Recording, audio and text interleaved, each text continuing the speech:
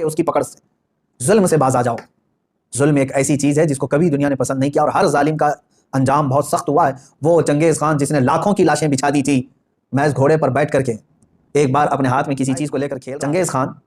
ظالم تھا، اس نے انسانوں کی کھوپڑی سے مینار بنانے کا بھی حکم دے دیا تھا۔ اتنے قتل کرتے تھے، جس راستے سے وہ گزرتے پورے گاؤں کو جلا کے چلے جاتے تھے، کوئی نشانی نہیں رکھتے تھے۔ منگولیا کے رہنے والے چنگیز خان نے ایک وقت ایسا آیا کہ تقریباً کئی 100 لوگوں کو، مسلمان بھی تھے اس میں اور دوسرے بھی تھے، قید کر کے لایا اور کھڑا کر دیا۔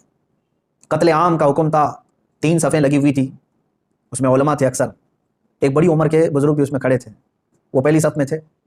تو جلاد کو اس نے حکم دیا، چنگیز خان اپنے گھوڑے پر بیٹھا ہوا تھا،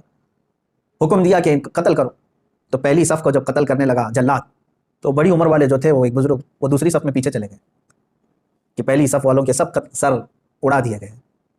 سب قتل ہو گئے۔ چنگیز خان دیکھ رہا تھا کہ ایک بوڑھا پہلی صف سے دوسری صف میں جا رہا ہے، دوسری صف کے قتل کا حکم ہو گیا، تو وہ بوڑھے میاں تیسری صف میں چلے گئے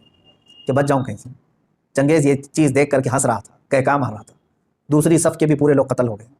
تیسری صف جب بچی تھی، تب چنگیز خان نے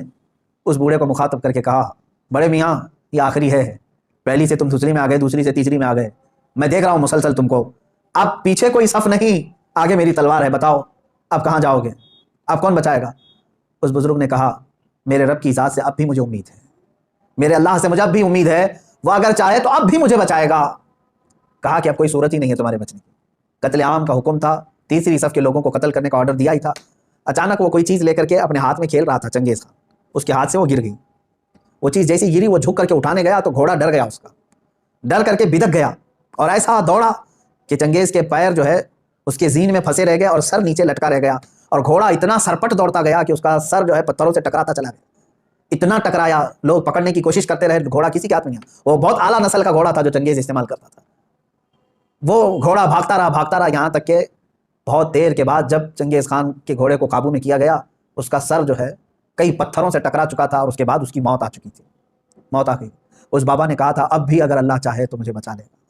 ظالم اگر سر پر بھی کھڑا ہے، گردن پر تلوار بھی ہے، اگر رب تبارک و تعالیٰ چاہے تو ظالم کو اسی وقت اس کے انجام تک پہنچاتے۔